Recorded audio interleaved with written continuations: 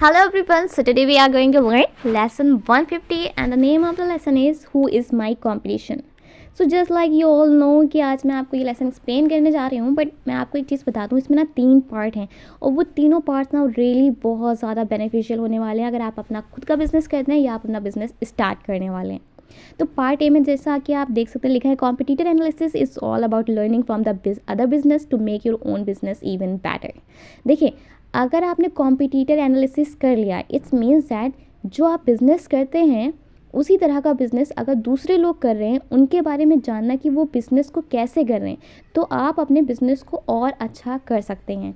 इस means that मैं आपको एक एग्जांपल से समझा देती हूँ कि फॉर एग्जांपल आप क्लॉथिंग का बिज़नेस स्टार्ट करने जा रहे हैं या फिर क्लॉथिंग का बिज़नेस कर रहे हैं और जो दूसरे लोग क्लॉथिंग का बिज़नेस कर रहे हैं अगर आपने उनके बारे में पता कर लिया तो आपको अपना बिज़नेस स्टार्ट करने के लिए हेल्प मिल जाएगी। और अगर आप अपना बिज़नेस वो कर भी रहे हैं, ओह माय गॉश सॉरी, तो आपको क्या हो जाएगा, तो आपको एक आइडिया मिल जाएगा कि अब आपको और क्या चीज़ें करनी है और क्या क्या चीज़ें अपने शॉप में या फिर अपने बिज़नेस में ऐड करनी है।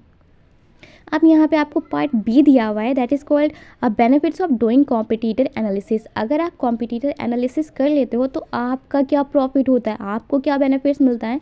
तो इसमें लिखा है कि आपको इमेजिन करना है कि आपने एक लैमिनेट स्टैंड खोल रखा है, लैमिनेट स्टैंड जहाँ पे शिकंजी या फिर नींबू पानी बिकता है।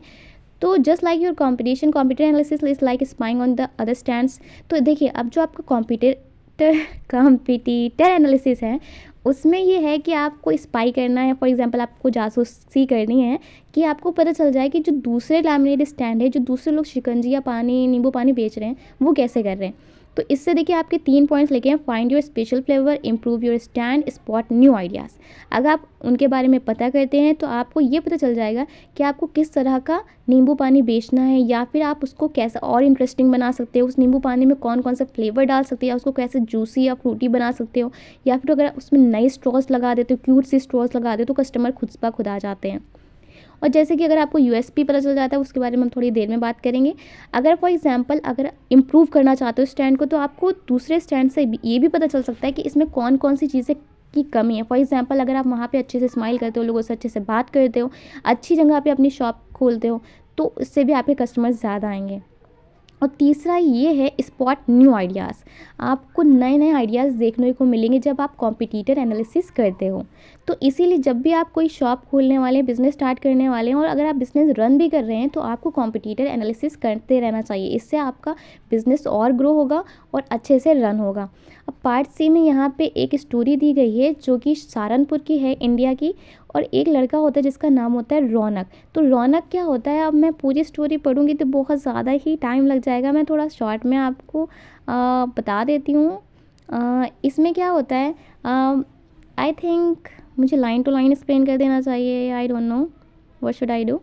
चलो हम लाइन टू लाइन एक्सप्लेन कर देते हैं। Once upon a time in a town called Saharanpur in India. एक बार की बात है, इंडिया में एक सहारनपुर नाम का गांव होता है, ठीक है। इन उसमें जो एक लड़का होता है जिसका नाम रौनक होता है, उसके बहुत बड़े बड़े सपने होते हैं और रौनक को क्या चाहिए होता है, वो चाहता है कि वो लोगों को खुश करे अपने यमी स्नैक्स से जो कि वो बचपन में खाता था। रौनक के जो स्नैक्स हैं वो were not just any snack, वो दूसरे स्नैक्स की तरह नहीं होते लेकिन वो स्पेशल ट्रीट्स होते हैं, जैसे कि चकली हो गया, लड्डू हो गया, और ये आई डोंट नो ये कैसे साउंड करेगा या प्रोनाउंस करें इसको, CHIVDA। I think it's sound awkward little bit, so just let it be. जैसे कि आपको पता है कि कभी कभी क्या होता है, कुछ स्नैक्स खा के किसी की याद आ जाती है कि अगर हमने उनके साथ खाया होता है, राइट। तो जैसे कि किसी के साथ आपने बिस्किट्स खाए हैं तो आपको ये जो रौनक था ना वो बचपन में अपनी नानी के हाथ के बने हुए स्नैक्स खाता तो उसको बहुत ज़्यादा अच्छे लगते थे। तो उसने सोचा कि ना इसका बिज़नेस स्टार्ट किया जाए जिससे हम दूसरे अपने गांव वालों को और भी स्नैक्स प्रोवाइड करें। लेकिन जब इसने ये सोचा ना तो वहाँ पे इसके गांव में ऑलरेडी बहुत सारे वेंडर्स थे, तो जो वेंडर्स थे वो भी ये स्नैक्स का बिज़नेस कर रहे थे। तो उसने क्या किया, ये सोचा कि अपने स्नैक्स के बिज़नेस को और अच्छे से कैसे बढ़ा सकते हैं, उसको और जैसा कैसे हेल्दी बना सकते हैं ताकि लोगों को पसंद आए। तो उसने क्या किया, वहाँ के जो वेंडर्स थे और जो वहाँ के और भी लोग इसी का बिज़नेस कर रहे थे उनके बारे में पता किया कि वो लोग क्या चीज़ें अप्लाई करते हैं, वो लोग क्या क्या चीज़ें कर रहे हैं, और अपने गाँव वालों से भी फीडबैक लिया कि आपको मेरे स्नैक्स में क्या कमी लगती है और आपको कैसे कैसे स्नैक्स चाहिए। तो लोगों ने बताया कि हमें थोड़े से डिफरेंट टाइप्स के और स्नैक्स चाहिए, थोड़े टेस्टी चाहिए और क्रंची चाहिए। जिसने उसने क्या किया, फिर उस एक जितने भी आइडियाज़ उसको मिले हैं ना, जैसे लोगों को कॉम्पिटिटर एनालिसिस करके मिले या फिर फीडबैक लेके मिले, उसने एक उसका टेबल बना लिया। और टेबल बनाने के बाद उसने वो सारी चीज़ें अप्लाई कर दी, जिसकी वजह से वो अपना अब क्या कर सकता है, अपने बिज़नेस को और अच्छे से रन कर सकता है या फिर अपने बिज़नेस से और ज़्यादा बेनिफिट उठा सकता है। तो यहाँ पे कुछ क्वेश्चन दे रखे हैं, जैसे कि लिखा है who were the main competitor of Raunak's homemade snack business, कि अगर जो रौनक था उसके जो घर के बने हुए स्नैक के जो बिज़नेस था उसमें सबसे बड़ा कॉम्पिटिटर उनके जो थे कौन थे, तो जो वेंडर्स थे जो उसके गाँव में थे, जिन्होंने ऑलरेडी वो शॉप्स खोल रखी थी, वही उनके कॉम्पिटिटर्स थे। तो रौनक को वो इन्फॉर्मेशन कैसे मिली कॉम्पिटिटर्स के बारे में, कॉम्पिटिटर एनालिसिस करके मिली।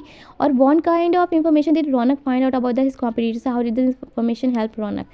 ये इन्फॉर्मेशन उसको अपने गांव वालों से भी मिली, और जब उसने फीडबैक लिया, जाके सर्वे किया, ये सारी इन्फॉर्मेशन गैदर करी, तो वहाँ से ये हेल्प जो इन्फॉर्मेशन मिली उसके लिए बहुत ज़्यादा बेनिफिशियल भी रही। अच्छा देखिए, यहाँ पे पार्ट दी है जो कि आपको ग्रुप एक्टिविटी में करना है। इसमें आपको new business that makes washing powder for clothes. अब आपको एक न्यू बिज़नेस स्टार्ट करना है क्लॉथ्स के लिए वॉशिंग पाउडर का। तो आप कैसे से क्या करेंगे, आप उसको स्टार्ट करने के लिए क्या क्या चीज़ें करेंगे। फॉर एग्जांपल कॉम्पिटिटर एनालिसिस करेंगे, लोगों से पता करेंगे कि हमें वॉशिंग पाउडर बनाना है तो हमें कैसा बनाना चाहिए। फॉर एग्जांपल आपको किस टाइप की वॉशिंग पाउडर की नीड है, कि स्मेल कपड़ों में जब उसको डालें तो स्मेल भी आनी चाहिए, उसका कलर फेड भी नहीं होना चाहिए, और अगर ज़्यादा स्ट्रेन लगे हैं तो वो अच्छे से भी साफ़ हो जाएं। ठीक है, अब ग्रुप बी की बात कर लेते हैं। New business that makes hair oil. ऐसे बिज़नेस स्टार्ट करना है जो हेयर ऑयल बनाता हो। फॉर एग्जांपल बाल सिल्की हो जाएं, वो ज़्यादा जो ऑयल है वो ज़्यादा हैवी ना हो, लाइक, और एक्सेट्रा लाइक दैट। अगर सी की बात करें तो new business that makes pure ghee, जो प्योर घी बनाता हो, बटर बनाता हो, पनीर बनाता हो, चीज़, क्योंकि आजकल आपको प्योर तो कुछ नहीं मिलने वाला, लेकिन फिर भी मिल जाता है तो फिर उसको छोड़ना नहीं चाहिए, राइट। तो new business that makes different masalas, या फिर ऐसे जो डिफरेंट टाइप के मसालास बनाते हो, ठीक है, क्योंकि आजकल कुछ भी नहीं है, तो अगर बनाता है कोई एकदम प्योर टाइप का तो वो चीज़ आपको ग्रैब कर लेनी चाहिए, और वो भी अच्छे से। ठीक है, for your groups business identify the different types of potential customers. अगर आप अपना बिजनेस स्टार्ट कर रहे हैं या फिर आपका रन चल रहा है, तो आपको अपने पोटेंशियल कस्टमर्स के बारे में पता करना चाहिए कि आपके कस्टमर्स उस एरिया के क्या पसंद करते हैं, क्या चीज़ें ज़्यादा परचेज़ करते हैं। उसके बाद एसेंशियल नीड की एक लिस्ट बना लेनी चाहिए, ताकि आपको पता चल जाए कि आपके कस्टमर किस टाइप के हैं। Identify what types of product you will offer, और आइडेंटिफाई भी कर लेना चाहिए कि कौन कौन से प्रोडक्ट आपको ऑफर करने हैं। Identify who is your competition.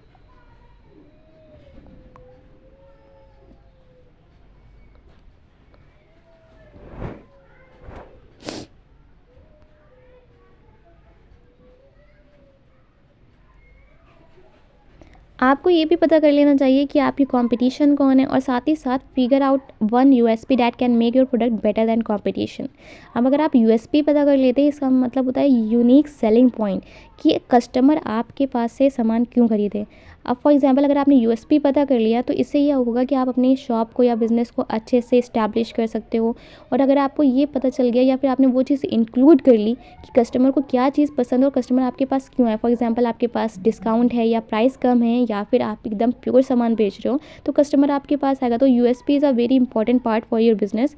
And E, who is your competition, who is my competition. तो आपको ये पता करना है कि आपके कॉम्पिटिटर्स कौन है, और आपका कॉम्पिटिशन किस चीज़ में है, कि आपको क्या चीज़ करना है, कि आपको प्राइजेस कम करने हैं, कि लोगों को ऑन द स्पॉट चीज़ें पहुंचानी है। ठीक है, how can I collect information about my competitors, और आपको ये इन्फॉर्मेशन कहाँ से कलेक्ट करनी है।